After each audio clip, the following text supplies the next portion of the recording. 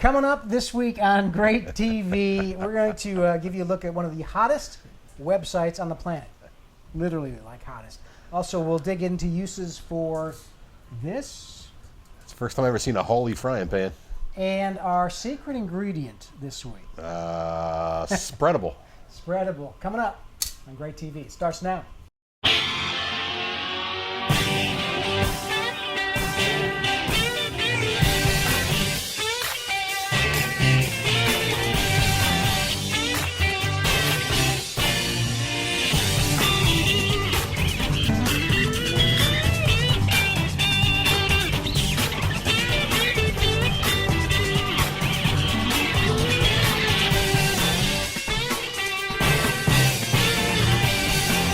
From the low country of South Carolina, this is the birthplace of American barbecue. It's GrateTV, and it's the same old crew here. Jack Waybor, Bill West. Jack's a three-time South Carolina state champion in barbecue. I'm the founder, editor-in-chief of BarbecueTricks.com, and this is our little get-together. Every week we can have a beer and talk about barbecue. Cerveza, por favor. And today, we're looking for great plates, either on Facebook. I guess that's where you can upload them, right? Yeah, the Facebook fan page is where you want to send them to. Okay. That's the Facebook fan page. Here's one. We'll put one up right here. This is the first one we got to. Actually, our GrateTV site is hosted through Tumblr. So this was submitted through Tumblr. Big plate of chops. Big plate of chops. Came from an anonymous guy. Anonymous. So you don't have to give us your name. So hey, big plate of chops. If you want to, get your name up on the big Facebook page of GrateTV, certainly identify yourself. We'll be glad to put your name up there. Make your food famous.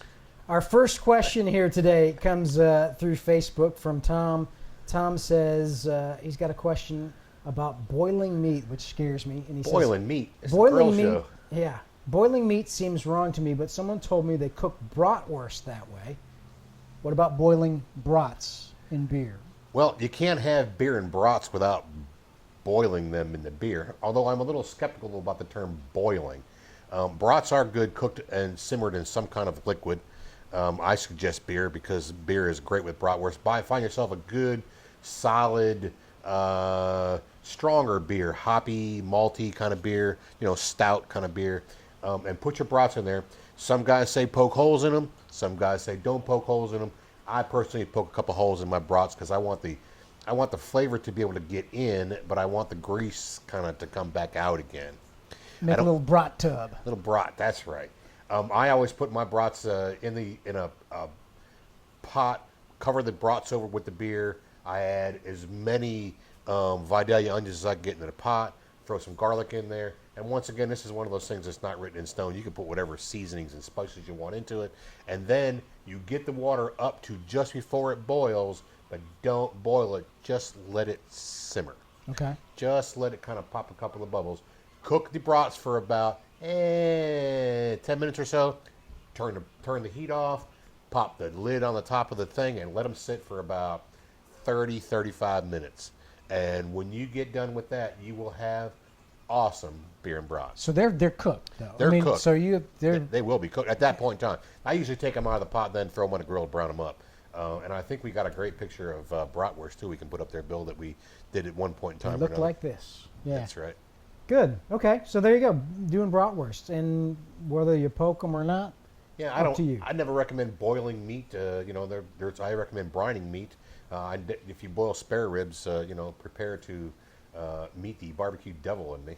Well, when you talk about like sausages, yeah, you want those to be cooked all the way through before you serve them. Yeah, you don't want rare. Yeah, one of the ways to get the good flavors of beer and other don't have to use beer. You can certainly simmer in any kind of liquid that you want, but you don't want to boil it. You don't want to get into that hard boiling stage because then all you're going to do is dry it up. I'm sure everybody's had dried up pot roast has been braised in such a way that it just dries up. You just want to let it sit in that water and be good. We're working our way to our secret ingredient. Awesome. Yellow, spreadable. Leave it at that. I can't believe it. You can't believe it. It is our secret ingredient. Our gadget this week, actually I got two variations of it. Do you use these? I use this. I have used this in the past, but that's the first time I've ever seen a holy saute pan. Yeah, well, yeah, it's not going to, this isn't going to hold much, but It's I don't remember, quite honestly. If I must have used this at some point. Somewhere along the But way. This one's used. Actually the only negative to this one is that it is kind of hard to handle. You got to have gloves. Yeah, and for sure. So what do you do with it, Bill? This is I guess it's just called a grill pan, or I've heard a grill wok, which doesn't make a ton of sense. But I use that one for vegetables.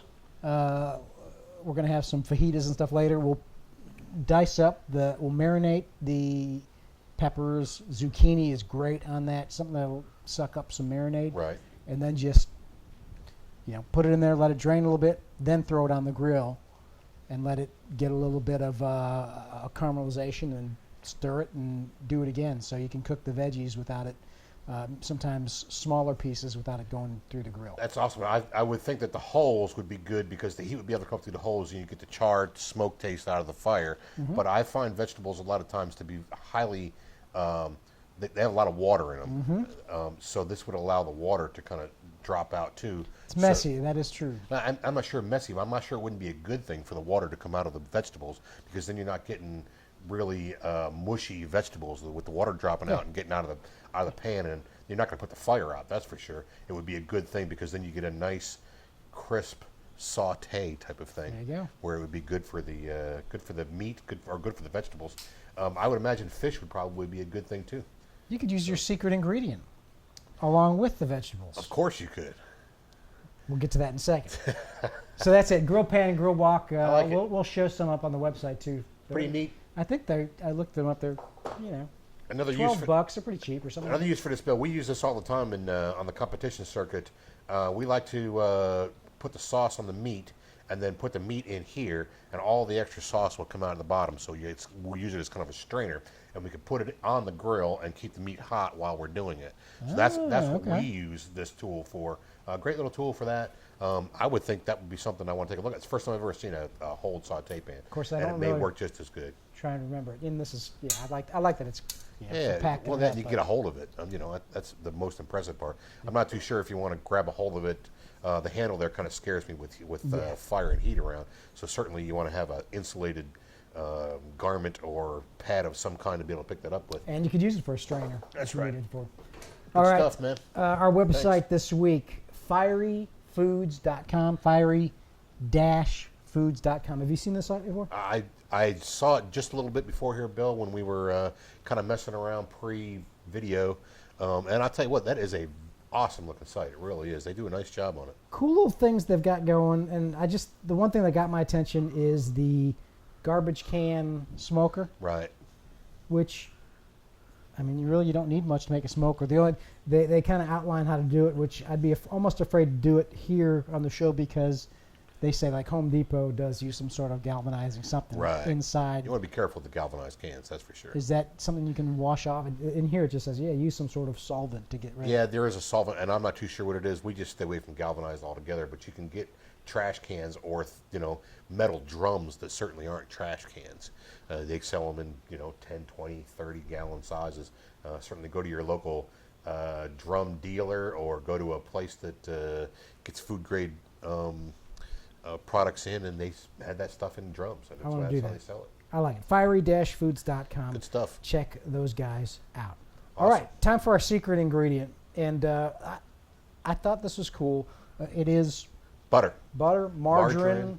And actually what I've seen used a lot is the squeeze parquet. That's right.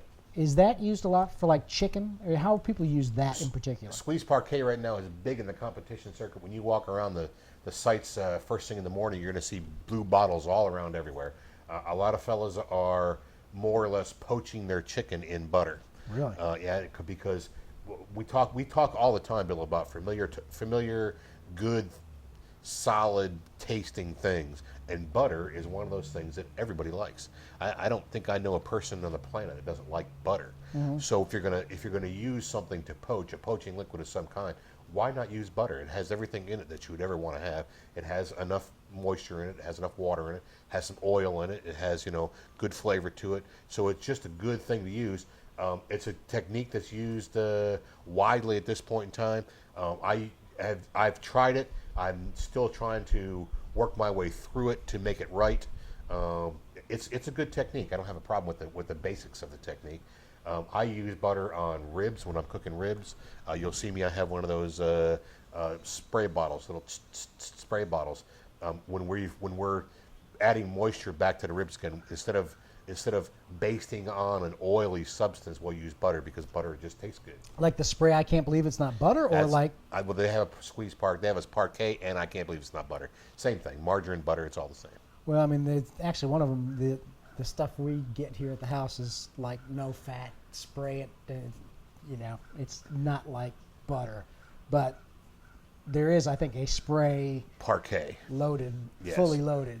That's what you would use? Yeah, and I use it on ribs because I don't have to, when I watch that, I don't want to mop, because when you're mopping with a mop, sometimes you're actually taking your spices and rubbing them off. So if you're spraying something on, then it's more than likely going to fall on there and not wipe everything off. So we use spray butter for that. So the squeeze parquet is real common on the contest. It is. It's and I've seen fellows just take their ribs too and just squeeze the butter on there and let it all kind of drain around and do what they're going to do. I've seen it used 100 times. Butter is good stuff. Everybody loves butter.